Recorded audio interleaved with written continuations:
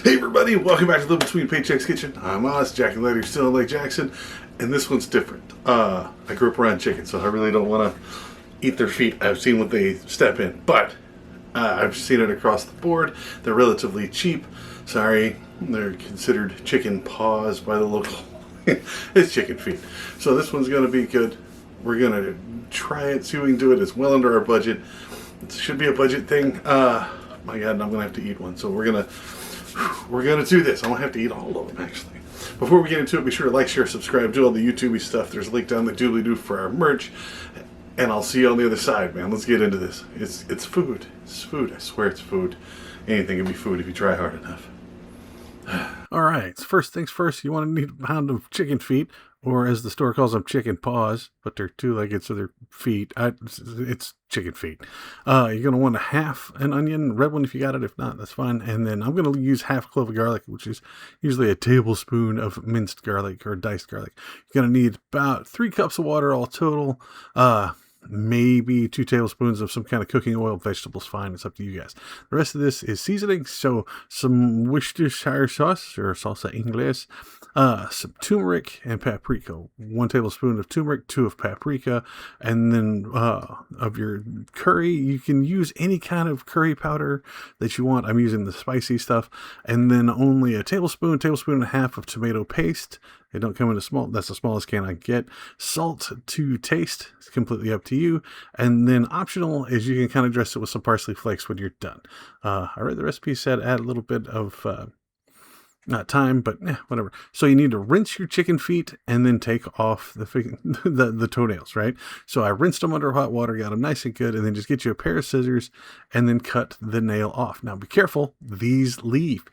See how they shoot off of the foot? You have to be very, very careful of this, or you're going to have little chicken toenails all over your house. And if you have small animals, that could be a bad idea. So keep an eye on those. I changed my technique after this one, but just cut off the toenails for the entire set of chicken feet and get all the toenails. So I'll get you a decent sized set of pot. I'm going to start with 1 cup of water, but I'm going to add another one later. We're going to go ahead and throw in our chicken feet, right? 1 cup of water, chicken feet, and then we're going to add our turmeric. So I'm going to add an extra one just because it's going to cover it. These chicken feet are a lot bigger than I was normalizing. It says season with salt. I just put 2 pinches in there. Very optional, but later I want to add it afterwards, but maybe somebody else doesn't, so I don't do that. So get your turmeric and use a tablespoon of it. This is a brand new thing of turmeric, so it's hard to judge it in there. But again, it's cooking, not baking, so it doesn't have to be perfect. Just get it as close as possible. All right, so once you get in there, use a wooden spoon again so the ancestors don't come out of the ground and come and get you. Give it a little stir to get that turmeric mixed around in there, and then we're going to simmer it for 30 minutes. So we're going to put it down low. I'm going to put it at about a 1 to 2, right? Make sure it's got a lid. If you don't have a lid, just put a plate over it. You're fine. And we're going to do it for 30 minutes. Let that simmer for 30. Stir it at the 15 mark. You're good. While we're doing that, we're going to work on our onions. So again, it called for a red onion. White onions and yellow onions are so much cheaper, so I got those. Get as much skin as you can off of this. It won't hurt it. If you're only using half, that's fine. And you don't have to save that unless you're trying to make onion paper. So get both ends cut off, get the skin off. We're just going to go ahead and split it. If you look at this one, it's a double yolk onion. There was 2 pieces going in there, and the 2 separate rings. So we're going to use half of it, hold it by the big edge. We're going to slice it down once.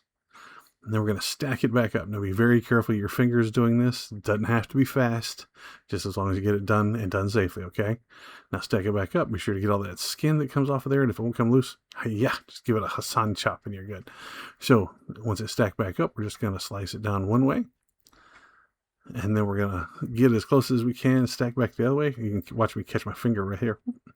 And then turn it and do it again. Right? Onions are already segmented, so you really don't need to chop them up that much, but we're using this one for cooking, not serving, so go ahead and chop it down as fine as you feel like it. All right? And then take that and set that aside, okay? Be sure to clean off your knife because it sounds cool. Garlic. Now, I always use the jar shaking method. Just pop the whole thing in there. We're only going to use half, but just take it, put it in there, shake the bejeebles out of it. It'll start knocking that thing apart. And then you pull it out, find the stuff that's skinned, put all the rest back in, and rinse and repeat over and over. Just throw these back in there. Once they're broke up, it'll start skinning them. See how it comes apart on you right there? See how that works?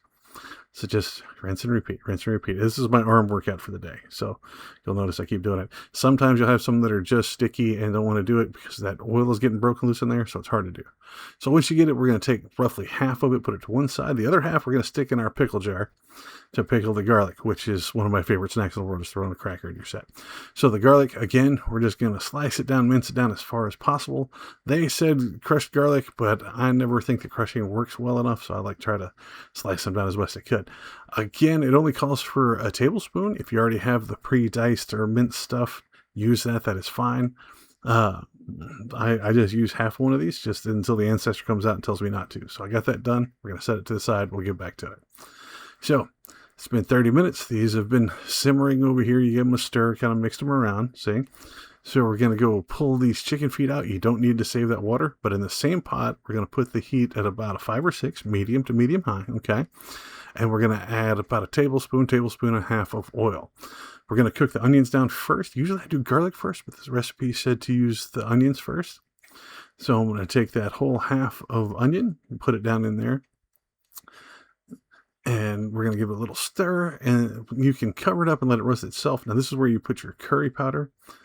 You want to go ahead and put your tablespoon of that in there. Again, if you're not into the spicy curry, you can get like a milder curry powder. But I got this hot Thai one just because what I like. So I got one of those. We're going to give it a stir down the oil, and we're going to cook this until the onions start going see-through. When they go all translucent on us, then we can add everything else. We're going to give it a stir. Don't have to stir it the entire time, but don't let it just sit and cook the stuff on the bottom. The stuff on top won't ever get a chance. So it starts going translucent on me here.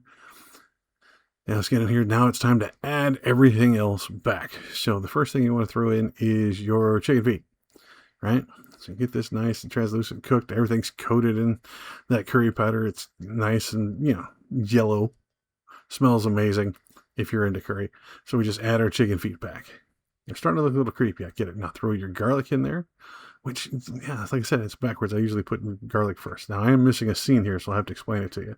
So you're going to get 2 tablespoons of your paprika. It can be smoked paprika or it can be just regular. That is absolutely up to you. I'm just using regular paprika, mostly because I'm low on the smoked stuff and I want to save that for some other stuff I'm working on. And then 1 tablespoon of your Worcestershire sauce, and throw that in there. And then I'm going to add half a cup of water. And then you really need to get your the tomato paste. Tablespoon and a half tomato paste, but I hit the wrong button, so it only recorded the audio. So I'm just going to tell you that way. Put the tablespoon and a half of the tomato paste in there, stir it up, and then we're going to leave it in medium to medium low to simmer for another 15 minutes, and then we're going to be set. See, it started sneaking in there, and then I turned it off by accident. So this is 15 minutes simmering it medium to medium low. Right? It's nice and good. You can stir it around in there, see how everything's cooked. The feet are already cooked from the first 30 minutes of cooking. The rest of this is just seasoning and cooking the seasoning into it. Take it out, put it on a bed of rice. I decorate it up with a little bit of parsley flakes. And there you go. But, the rice is good, but it soaks up all that sauce. So I didn't want to just pull the feet out and serve them by themselves. So I put the rice on there, and then the sauce that we just cooked into it is amazing. It's really good stuff. I pulled the chicken feet out, so I had the rest of it with the rice. I think I might save some and throw some other chicken pieces or pork stuff in there. But it's really good. I mean, it takes about 45 minutes all total to cook, perhaps a little bit longer.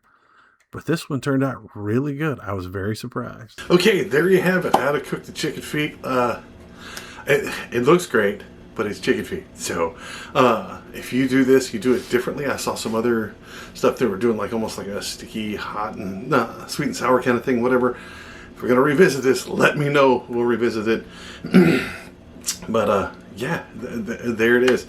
Be sure to like, share, subscribe, do all the YouTube stuff. And yeah, I'm going to eat one. I'm letting them cool off right now. I just pulled them directly out of the thing. Got them dressed, got the pictures. They look really appetizing, actually. So if this is your thing, let me know. If I did it wrong, let me know. That's what the comments are there for. You can follow us on all the social medias and get heads up when we do these. Try to do every week. Try to get them on Thursday, Friday. Right? So Facebook, Pinterest, Patreon.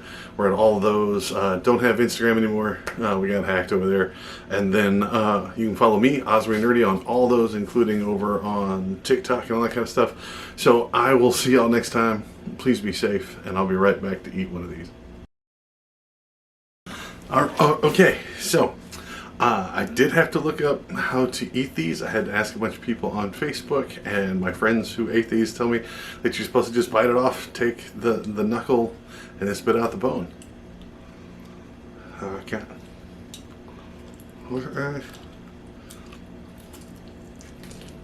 Took a second to find a knuckle.